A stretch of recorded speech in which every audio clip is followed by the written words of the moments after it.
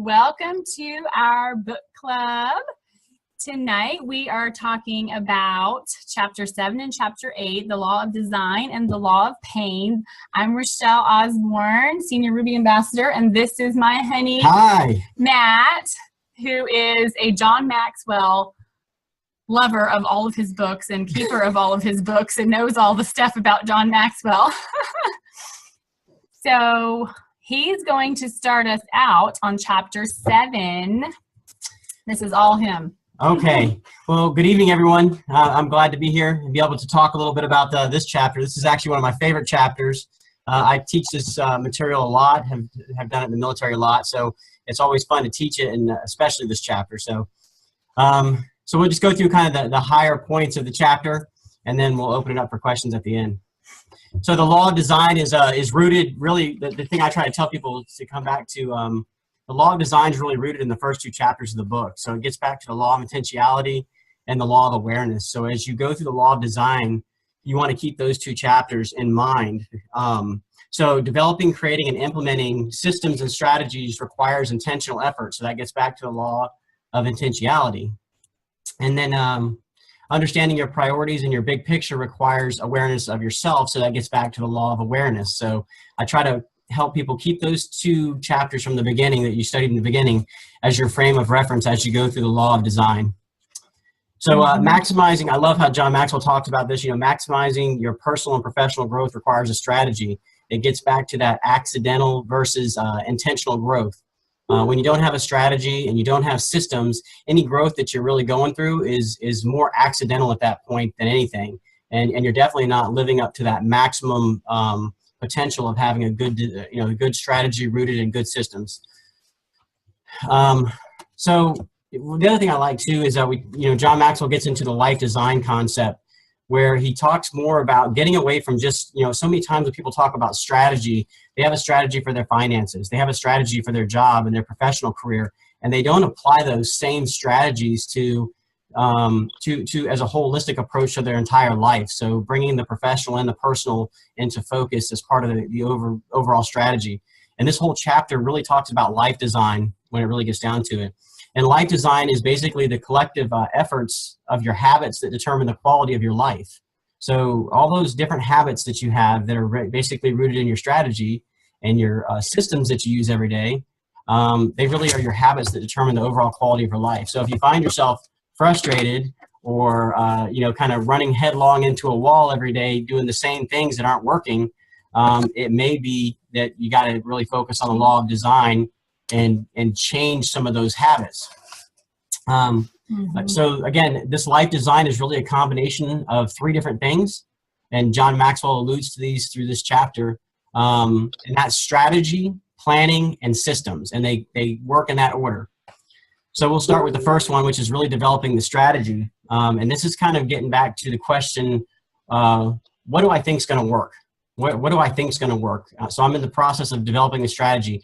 And John talks about, when you do this, you have to consider the big picture. We tend to be focused on the minute, and we lose the trees for the forest, so to speak, so many times. So John talks about looking at the big picture. As you're looking at the big picture, you want to create a list of priorities. So what's important? What's important in your life? What's important in your business? What's important as you grow your teams, or as you work on your family life or on your professional life? And you want to list out those priorities. And then you design strategies for your life, not your job. And I think it gets back to what we talked about. So many people tend to focus on strategies at work or in the business side, in the Plexus business, but we don't think that we can take those same successful strategies and apply them in our personal lives. And that's where personal growth happens, is when you can apply it holistically. And so there's three keys to a good strategy. And John alludes to this from some of his experiences in the book. But, they have to be able to be received personally. So do you have that personal connection with your priority? As you're writing your priority down, does it really click with you? Is this truly a priority, or is it, just something that just jumped into your head and it's not really connecting with you personally? And that becomes important, because if it doesn't have a personal connection with you, you're not going to be able to, as you start to try to develop a system for that, it's not going to apply. And then it has to be able to be repeated easily. So repeatability is huge, just like it is in the business, the Plexus business, in growth planning and strategy development. Repeatability is huge. So it has to be able to be repeated easily. Duplication, exactly. And then it has to be able to be transferred strategically. So can I take these priorities, make them repeatable, and then can I transfer them? Meaning, so an easy way to talk about, is it transferable, is if I can explain my personal connection to my priorities and the systems in which I measure it, or is it repeatable, then the chances are that I can transfer it strategically. So that's that first step of your life design, is developing the strategies or answering what I think will work. The next step is creating plans. So now I've defined what's going to work. Now I'm saying, or what I think is going to work. Now I'm saying, what am I going to do about it? So we talk, John talks in the book about, making plans according to your priorities. So he talks about two really important things. And, I love every time I read this book, different things jump out at me. And this one really resonated with me this morning as I was looking the material back over again and kind of taking some new notes and refreshing. And that is, what is the most valuable use of my time right now? There's a lot of things you can do with your time on any given day. What's the most valuable use of your time right now? And then what is your most valuable time? So what can I do with my time, and what is my most important time? And this one really made me laugh because Rochelle and I are polar opposites when it comes to where we're most effective during the day. I'm a morning person. I can get up at 5:30 in the morning and, go. And then, whereas in the opposite end of the spectrum, she's the night owl. As many of you know, she'll be on Facebook at midnight, doing posts and doing business building. And it's amazing to me because by about that time, I'm looking at the back of my eyelids. So for me, my most important time is more like John Maxwell's. I'm a morning person. I get up and I get going with those priorities and making the maximum use of that time, whereas Rochelle tends to do that at night. And then, again, this will resonate with a lot of folks, is keeping your plans organized. So as you create your plans, you want plans that you can keep organized. And that means different things for different people. Some people are in the digital age, they want everything on a computer or a tablet or a phone where it's handy. So they have their notes and their priorities and their growth plan, and they're looking at everything digitally. So that's one end of the spectrum. Maybe some people, I like dry erase boards. Anybody who knows me knows I'm a dry erase board fan. I have to write it all out, and that's how I lay everything out. And then there's Rochelle, who is the good old fashioned, give me a notebook, give me a calendar. And I told her, I said, show them what you're doing to keep organized. So she has her organizer. And that thing has never left her side. If she goes out, it's with her. She has her stuff organized in her system that works for her. John talked about, that there's two things that, looking for the keys essentially, or looking for the remote. If you're organized, you have a system in place, you're not going to be spending wasted time. Again, that time value. You're not going to spend time wasting it looking for, hey, where did I put that piece of paper? Where did I put the names of those people I wanted to contact today to talk about this awesome business opportunity that we have? Where's that list of people I wanted to follow up with today? If you have a good system of organization, that you're not going to have to worry about that. Okay, so when you create the plan, it has to be able to be well kept and organized. And then the last one, I do like this, and I think it's important because we talk about estimates about maybe your organization and your plan includes how much time you're going to spend on a specific priority each day. And John talked about the importance of, we tend to be very optimistic in our estimates. And he talks about, using the law of multiplying by 2 to be able to have a good estimate, a good base number that's probably more realistic to what it's going to take you. So if you say, I'm going to spend 15 minutes today reaching out to this person and talking about X, Y, and Z, you might want to say 30 minutes. Or, and this works the same way for cost. If your part of your growth plan includes, fiscal freedom or financial freedom, maybe you're looking at cost of different things associated with getting there. You want to multiply by 2 essentially as his rule of thumb. So the last thing that we move into is you have to implement those systems. So we've developed strategies, we've created plans to achieve those strategies. Now we got to put systems into place, and this is where the magic happens, I like to say. And really, you're implementing systems is saying, how am I going to carry this out? How am I going to carry my plan out to completion? Not that you ever really complete it. Growth is a lifelong process. Whether personal or professional, life design, growth planning is going to be something that as soon as you think you're getting to achieve your goals, you're going to be finding new things popping up that you can be prioritizing and working on. So real quick, a system, and I think it's important for people to understand, a system is a process for predictably achieving a goal based on specific, orderly, repeatable principles and practices.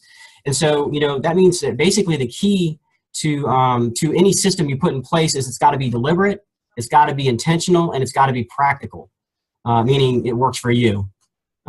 In other words, Rochelle's system of loading the dishwasher doesn't necessarily work for me. And so we have to find a system that works and that's practical and repeatable for us collectively. And that's a funny example. And she smiled at it because that's something we constantly go over. Again, so once you do that, you have to reduce those plans that you developed in the last step. You have to basically boil those down to repeatable action steps. So here was my plan. Here are the things I want to accomplish. Now, what is it going to take to accomplish those things? And John lays out some very good things that he's done in there. But essentially, the thing I like that he really says is he says the action provides the traction, and that's so key here. I can develop a strategy, I can have a nice plan, but if I don't ever put that plan into action, then I'm not going to gain any traction in my growth. And I think that's an important takeaway here is that you got to be able to put wheels. And it doesn't mean that everything's going to work out perfectly as you apply it. You're going to learn as you go, and you're going to grow as you go. So the next thing is to understand and implement the power of consistency. Rochelle and I had a great talk this morning on our walk, that we do, and we talked about the 3 C's of success, and one of those key things there was consistency. And you have to be consistent in whatever system or plan that you come up with. You've got to be consistent in that.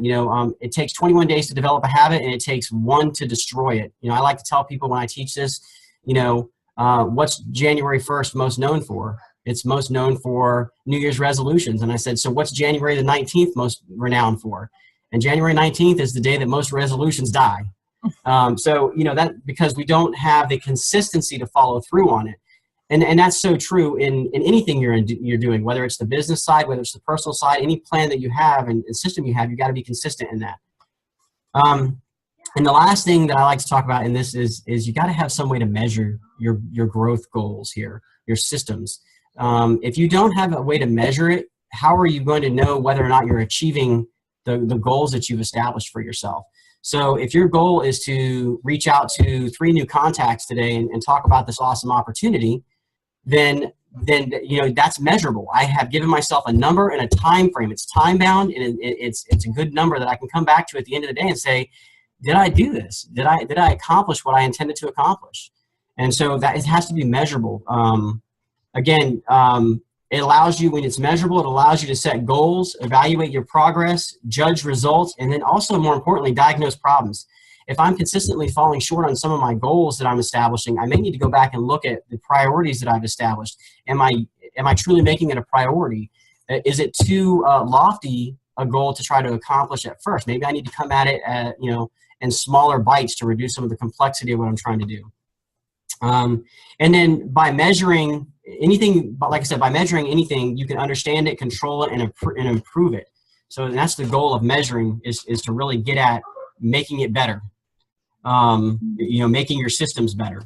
So I'll close out with just, one thing I like is it says, remember that life comes with neither an instruction manual or a chance to repeat it.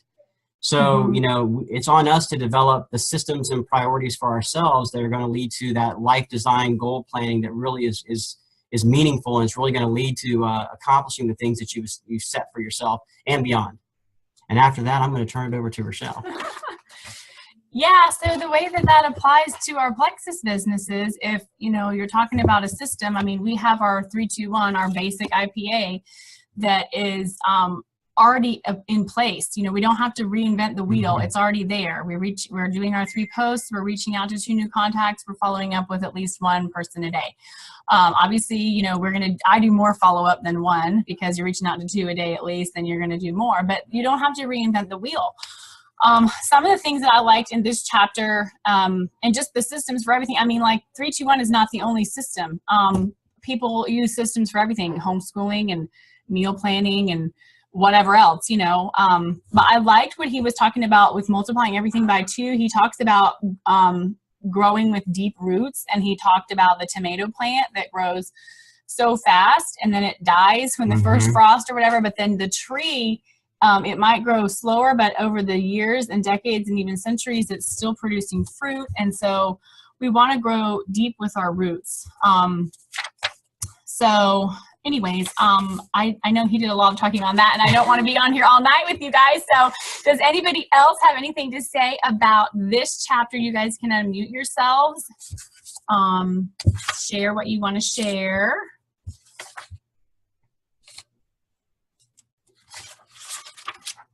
And somebody better be unmuting. I will share something. I think pages 105 and 106 were my favorite, about how life is not a dress rehearsal. And it just really makes you think, like, what am I doing with my time? We really only get one chance at this. And it's not productive to skip the workout just to aimlessly scroll Facebook, or just to watch TV all night when you have goals and you're not happy with your life. You have to go out and make things happen and put in the work, and it's fulfilling. It's more fulfilling than wasting your time. So being determined and being goal-oriented, like mapping out, you know, where do I want to be a year from now? What books do I need to read to get myself there? What trainings do I need to do? If your goal is to be more educated on the products, what is your daily action plan to do that? What is your action plan if you would like to be a diamond? Do you want to be a speaker on the stage? What can I do to make that happen? What do I need to learn? So I love those pages. Yes. And I also liked how he talked about it's not enough to be busy. We don't want to just be doing busy work. Like, it's no different from our kids, like with my kids, homeschooling them, or like comparing them to going to public school. It's like, I don't want them just going to school to sit and do a bunch of worksheets to make them do stuff so that they have busy work. I want them to be productive, and I want them to learn the best that they can learn, and, you know, in as quick a way as possible. Especially with 6 of them, it's like, all right, let's do this reading lesson here, you know? So if you're busy planning all this stuff and reading all these things and doing all this and organizing this and doing that on Facebook, but you're not growing, and you're not, your business is not growing, then there's something missing. And like he was saying, you know, then you need to go back and look, what can I change? What do I need to do? Because if you have people, and I know this has been mentioned before on different calls, if you have anybody that's doing 3-2-1, that's posting every day, that's reaching out to people, that's following up, and they're doing this 5 days a week, you know, for 4 weeks out of the month, and they're not getting any joins, something is not right. So we have to go back and look and see, what are we doing? Are we maybe messaging somebody too long of a paragraph here in Messenger, and they're like, oh my gosh, what is this? They don't want to read it. I mean, what are we doing? Are our posts, do we have influence over our friends? Are they looking at our posts? Are we getting comments and likes on them? You know, looking at our different, just whatevers. So, okay. So let me see. Do we have any questions here in the back? The other thing I really liked was that action produces traction, because I think for myself, I tend to get really, like, I'm such a perfectionist that I like want everything to look right and to say the exact right thing and everything to be perfect. And sometimes prepping for all of that and planning it all out, I then miss, like, I'm like, oh, I've been doing all of this, and I really should have just like talked to that person and just been like, hey, and tell them about whatever. So it was a good reminder for me that, like, sometimes it's not to say you shouldn't like get all your stuff together and shouldn't be working on that, but to balance and make sure that you're actually doing it. So yes, I think that was the biggest thing I got out of it this last. And balance, that word, like, it's just always about the balance, right? It's such a hard thing, no matter what it is. Sometimes balancing the family, balancing the plexus, balancing the kids, balancing the dinner, whatever. So yeah, definitely, that was definitely a good point. I liked that one too. And I liked how this a quote about goals, it says, if you go to work on your goals will go to work on you. If you go to work on your plan will go to work on you. Whatever good things we build end up building us. Yes. So that was a really good, and that guy, Jim Rohn, or however you say his name, Rohn, he has a lot of good quotes. I've been seeing a lot of his stuff around, and I like his stuff. So definitely, just developing, refining systems for ourselves that are going to maximize our time. where can we improve? I know I had to work on time management. That was one of my things that, you know, when you get up to gold and senior gold, and I remember they talked about that in our gold and senior gold breakout session at convention. So obviously that was something that a lot of golds and senior golds maybe needed some help with. And so you have to learn, okay, set a timer. Don't sit and talk on the phone for 2 hours, you know, whatever it is that you need to work on. So just always improving and being duplicatable. Just that's really the key. So I want to share something about systems real quick. Yeah. Systems is definitely speaking my language because I'm green, and I feel like if I don't have a system for everything, that my life is just completely falling apart. And so I've read entire books about systems. I read a book about time, like system, how to run my home and manage my time. I've read books about systems with homeschooling, systems with chores. Like we have a chore system at our house. Like everybody knows what has to be done at what time and on what day and what week and what month. We have systems to establish our systems, right? But I really think that it is really important for you to have a system as far as your business is concerned too, because I found that when I mean, you at some point you should have reached out to so many people. You're going to have some way to keep track of all this, right? So I've tried like lots of different systems. I know some people use the little index card file. That didn't work for me.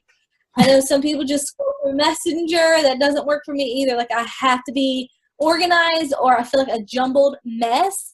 And so I finally found a system that works for me, and I just want to share it with you guys because I think it might help somebody. But I printed out my friends list. I have this binder right here. It's just like a 3-ring binder. I printed out my friends list, and it's like 30 pages long. And I'm going like one by one. Like when it prints out your friends list, it's all the way people you friended when you first met them, all the way up until recently added. So it's literally like warmest market to coldest. So I'm starting like all the way back at the beginning, and I'm highlighting every name. If they're already a Plexus person, like they're already an ambassador, or they're already my customer, I am highlighting them in pink so I know not to reach out to them. But as I reach out to everybody else, they're getting highlighted in yellow. And so also so that way I know like I'm not missing anybody, you know, like, I mean, I skip kids, or sometimes I skip men because I have an issue reaching out to men. That doesn't usually go well. So, and in the front of the binder though, I have my action stacks. I don't know if y'all can see that. Here it is, action stacks. I print like 30 of those out a month, and I put the date on it, and I just check it off. It has a place on there where you can fill in who you reached out to, who you followed up with, and that just keeps me super organized. So I just wanted to share that with y'all because it's helped me a ton, because you should be talking to so many people that you can't keep track, and you're gonna have to have something, or you're gonna drop the ball on the follow-up with somebody. Yes. That is so true, and I really love that you shared that. I think you should make a video on that and put that in Pink Power. But I mean, I'm the same way. I had to get a system too. When I first started, I didn't even have a smartphone. Hello. And definitely didn't have Messenger. And so I didn't have a very good system. I had a piece of notebook paper, and I was writing my stuff down with my pens because I don't like the dry erase board like he does and all this. But my planner, I don't even remember when I got it last year, I guess at the beginning of the year. And I can tell a really big difference in my business from last year's planner, just looking back at it, and from this planner, which is another reason why I like to write everything down and put it on paper, because I just want to show y'all. Look at March. I mean, y'all saw that I was on the leaders board. This is why, because my planner is so daggum full with all this stuff, and I was really just pushing hard. You know, if we just have, you know, 2 little people on here, 1 little person on there, whatever, you know, you're going to see a difference if you're reaching out to more people. So, but I love that, Brittany. I'm gonna have to do that with the pink highlighter. I like that. That's really good. If I can say one thing on that, you know, that goes back to being measurable too, you know, in terms of, you can look back, you can, you know, having it on a notebook like that, gives you the opportunity to look back and show how much you've grown. You know, how have you achieved? It's measurable. I've achieved personal growth or professional growth in these areas, and here's my measurable result where I can look back and say, absolutely, you know, Rochelle, she looks back, she keeps everything like she said historically. She looks back and she can see I've grown from this year to, you know, from this time last year, here's where I was at to now, or from this time last month to now. I mean, I like to ask her that every day. I'm her measurer every day. I say, how many people, you know, did you add to your team today? How many people did you reach out to today? Oh you know, because that's you know, that's how we do business over here. We keep each other in check. Yes, for sure. So, okay, so did anybody else have anything to say on that chapter? Because I'm going to go on to chapter 8. I know it's 10 o'clock already, and don't want to keep y'all too long here. So I'll just give y'all a second, see if anybody unmutes. And moving on. You didn't give them that much time. Okay, so if you decide you want to say something, you can do it at the end. But so chapter 8 is the law of pain. So I really liked this chapter. I read through it this morning and I took a lot of notes on it. So I'm just going to start reading off and just talking, okay? Because this is what's on my heart. So how do we respond to bad experiences? Do we get angry? Do we ignore it, shut down? Do we just run away from the problem? What do we do? Pain can either fuel us to help us, you know, grow, or it can stop us dead in our tracks. Painful experiences, we can learn from all of these painful experiences. I know when I first started, I would find myself getting so irritated sometimes with these people that wouldn't listen. And I would call Fallon and I'm like, what is wrong with these people? They are just not listening. And I remember her telling me, I don't know, I must have been maybe gold or something. And she was like, you know, yeah, I don't get upset by that anymore. And I don't even have that anymore, because people can sense that kind of stuff. Even if you're not telling them that you're irritated, they can kind of sense if you have any type of fear, or if you think some first instance, oh, these products are too expensive. If you believe that, you might not say it, but they're going to sense that. So when you have 100% belief and unshakable belief and all of this stuff, it's not going to come through, right? So painful experiences, childbirth. I mean, right? That's painful, but in the end, we have a sweet little baby to hold, and so we always have to look at what is going to be the outcome of it. And I'm going to be having that soon in a week. Oh my goodness. But, you know, and he went on to talk about Cheryl and the 9/11 where her husband died. And that was just such a huge tragedy in her life. But she was determined to allow that loss to lead to other people's gain. And she was writing a book then, and then she was doing speaking engagements, and she didn't allow that to drag her down and bring her down. And so she said, out of the ashes, she became stronger. What separates people from those who thrive versus survive? I love thrive versus survive, because I even have looked at that way before Plexus came into my life with homeschooling. It would be like, sometimes I would just feel like I'm just surviving to get through this day. And when are the kids going to bed? You know, Matt would be deployed and we'd have to move without a husband, and it would just be like, oh my goodness. But I can tell you, in those times, I definitely grew, and we grew in our marriage. We grew closer to the Lord, both of us. And then, you know, God's at the top. And I'm telling you, it's just, you can learn so much from painful experiences. It's all about how we face our problems. So everyone is going to have bad experiences. We're all going to have them. This is just life. Like, it's going to happen. We might as well just accept it and just embrace it. You know, it's going to happen. We have ups and downs, no matter who we are. And nobody likes that necessarily. I mean, nobody wants to feel rejected. Nobody wants to have these bad things happen to them.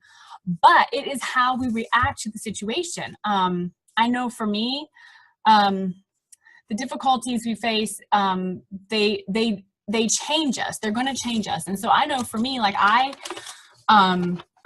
will pray if I'm in a difficult situation. I will pray that God will help me to learn what it is that he wants me to learn from the situation so that I don't have to go around the mountain again. I learned that in Sunday school a long time ago. We will go around the mountain until we learn what we need to learn. Mm-hmm. So I pray that, whatever it is that I would learn from it, pain can make us stronger and it draws us closer to the Lord. So are we going to move forward or are we going to move backward? Do we become bitter or do we become better? Do these experiences limit us or do they lead us to grow? So many things that have made us stronger in our lives. I've already said, like with Matt being deployed, it's like, oh my goodness gracious. I honestly felt like I could be on that show Survivor after dealing with two deployments back to back. He goes away for a year. He comes back 2 days later. Oh, we don't care that you've been gone for a year and that you missed out on your family. You're going to go now to BNOC and you're going to go to school for however many weeks it was. And then when you come back from that, we don't care about that either. We're going to send you to Savannah. Y'all are going to move. It's like, it was just insane. And so, all of that to say that I remember at that point in my life, was really not happy with the Army. I said, they don't even care about the family. And this is just so upsetting to me. What is wrong with these people, But I had to remind myself that the Army is not in control. God is in control. And there were things that he wanted us to learn through all of that. Mm-hmm. So I had to change my attitude. And so when I changed my attitude, it was so much better. My first childbirth, Cameron, he was born in the hospital. It was, at the time, I didn't know how bad it was until I had my second. But my first, so I'm in the hospital. I have everything unnatural done to me under the sun. Induced, water broke, internal monitor, external monitor, all this stuff. I'm sure they would have told me to go back to C-section if I would have said, okay, sure, and like I say, at the time, I didn't realize how bad that was of an experience until I had my second one naturally in the bathroom and Matt delivered her. And it was an unplanned home birth. And it was like, oh my goodness, this is so amazing. I'm never going back to a hospital again. But had I not gone through that pain of what in the world all that was going on over there with that, I wouldn't know, and I wouldn't be able to tell other people about how amazing home birth is, how we as women we do not have to have an epidural. We can push through. We were made to have babies naturally, blah, blah. This is not a childbirth class. I'm sorry. But anyways, I know I've talked about that a few different times. Can you tell I'm getting ready for this baby to come? But, and then another one I just think of is moving to Germany. When we moved to Germany, we had 3 kids. I was pregnant with number 4. I didn't know it yet. Everybody got sick. During the move, it was like the worst move ever. And I just remember thinking, oh my gosh, can we just put all of our stuff, leave it in boxes and put it back on a boat and go back to the US? I do not want to be in Germany. It's so gloomy and dark here. I hate it here. And we just all of us, none of us were happy. And so we really had to turn our attitude around because God, being over there was an amazing journey. And we learned so much about ourselves and we met so many incredible people that we wouldn't have met otherwise. And it was the perfect timing. It's not about our timing. It's about his timing and what is best for him, best for us, according to him. So letting our discomfort be a catalyst to developing us, turning our pains into gain, having a positive life stance. Yeah. Are you optimistic or are you pessimistic? Are you cheerful or are you gloomy? Do you have a gloomy disposition? I mean, nobody wants to follow people that are gloomy and posting all their stuff on Facebook about what they hate and everything else, airing their dirty laundry, like they like to say. Nobody wants to see all that. People don't want to follow that. Are you giving of yourself and focusing on others, or are you selfish? All of these things. We cannot always control the things that happen in our lives, but we can control our attitude. We can control the way that we react to people. If the kids are driving me nuts, I know that I will get stressed out and it's like, all right, everybody go to your room, so that I don't fuss and yell and scream at them, so we just have to know how everything works and we have to work with ourselves. And then I liked how he talked about developing your creativity with the chicken farmer and how these chickens were drowning and he was like, we can't afford to move and all this stuff. And he talks to his wife and the wife's like, buy ducks. And so I just thought that was really funny because you can always figure something else out. There's value in bad experiences. We need to just expect, like I said before, expect that we are going to have them. That when there's no struggle, there's not going to be any progress, and we can learn from all of this stuff. And just making good changes after learning from bad experiences. When we face and embrace them, they're teachable moments. There was a quote in here on page, I don't know what page it was because I don't have my book opened up, on page 132, and it says, "A bend in the road is not the end of the road unless you fail to make the turn." And so I love that.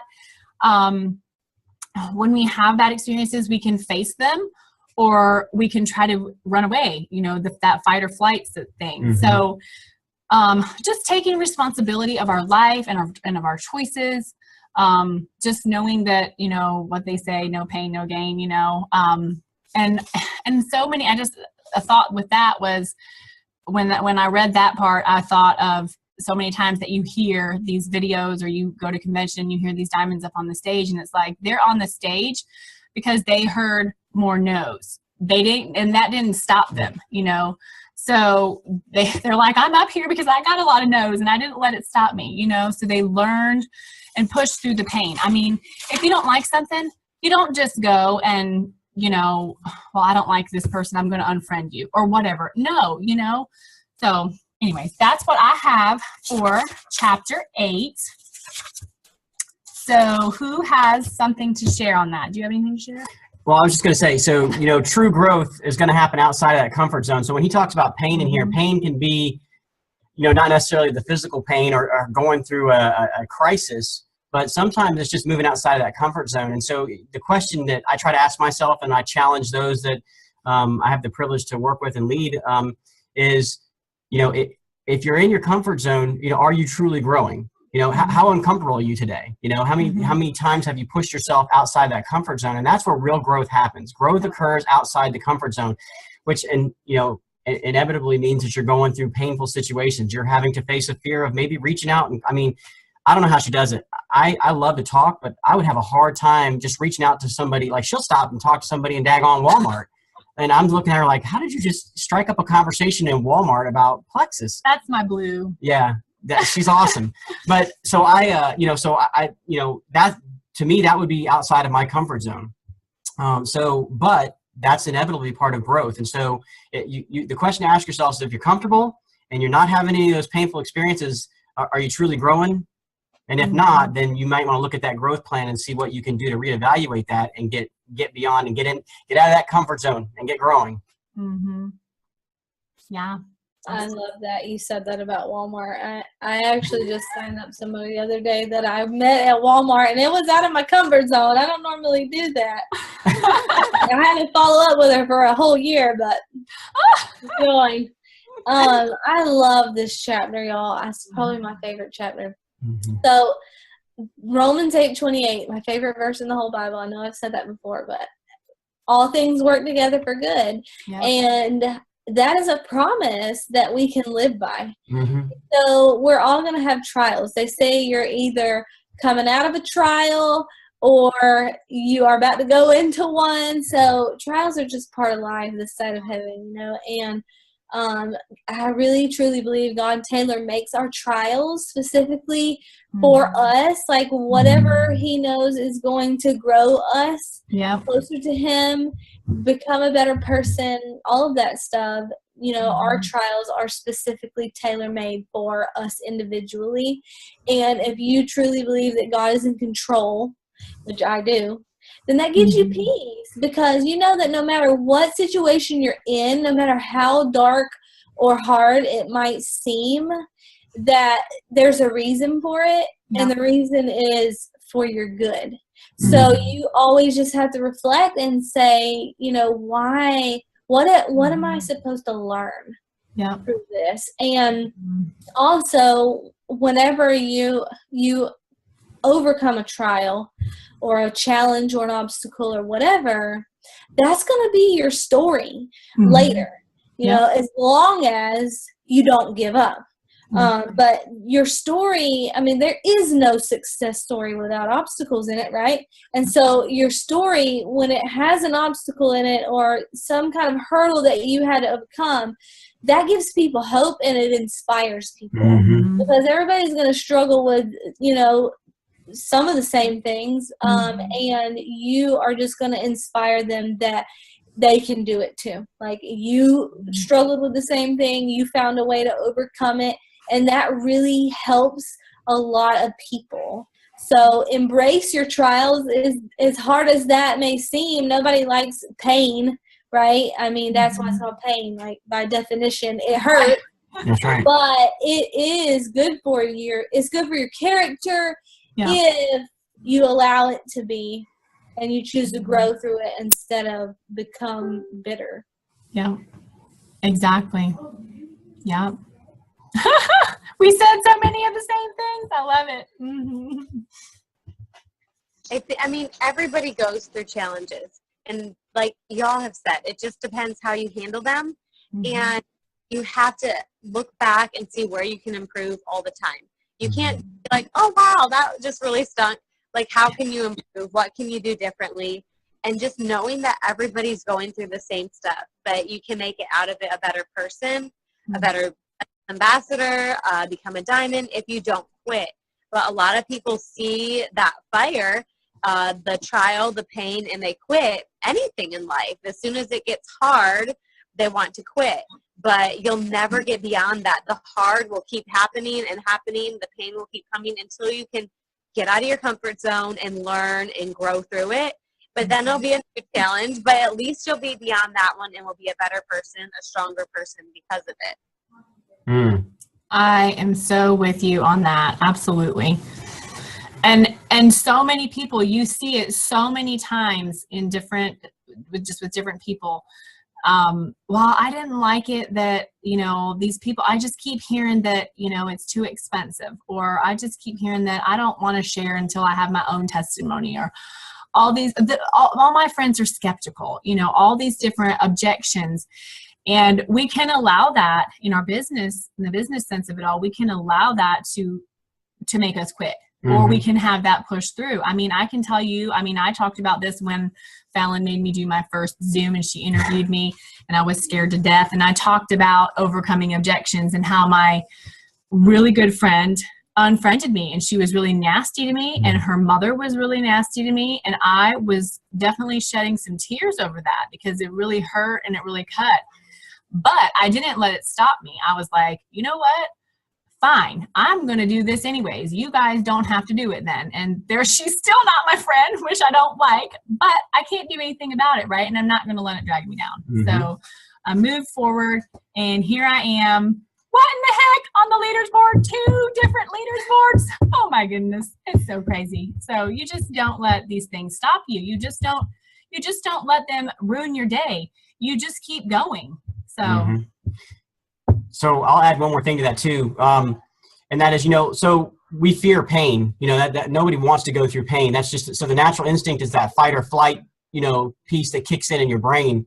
And I think it's interesting too. I tell people, if you have a growth mindset, it helps you kind of control that fight or flight. Because when you have that fight or flight kick in, all the blood moves from the front of your brain where all that good analytical thinking and critical thinking that you can actually say, hey, I can't actually get through this challenge right now.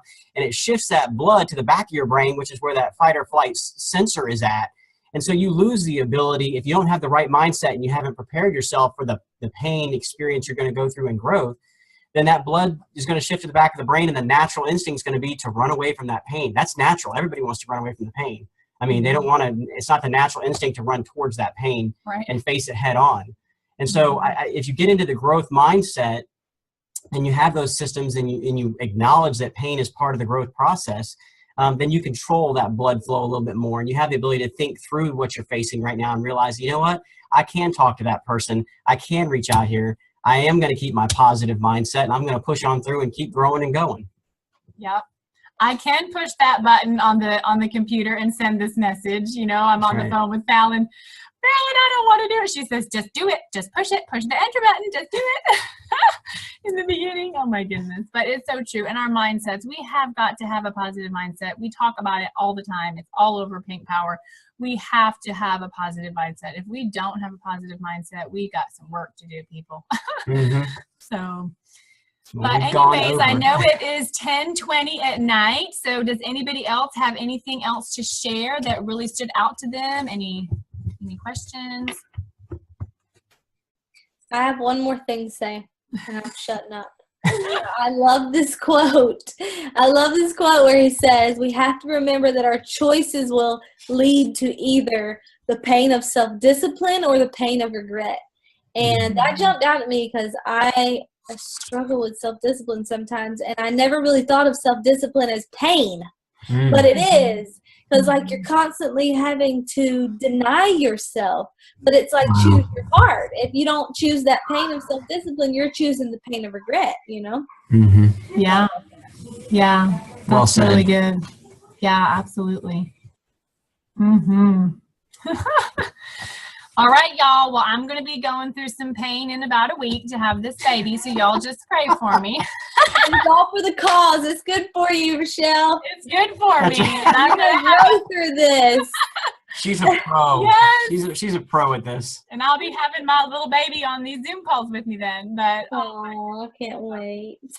yes, but you guys have a good night. I had so much fun leading this with you guys, and Matt was over here like, ooh, how much time do we have to talk? I said, we only have 30 minutes. Don't be talking over here for so long. He's all excited about his John Maxwell certification stuff that he just did. So anyways, Growth. yes, but you guys have a great night, and we will see you next week. Have a good night.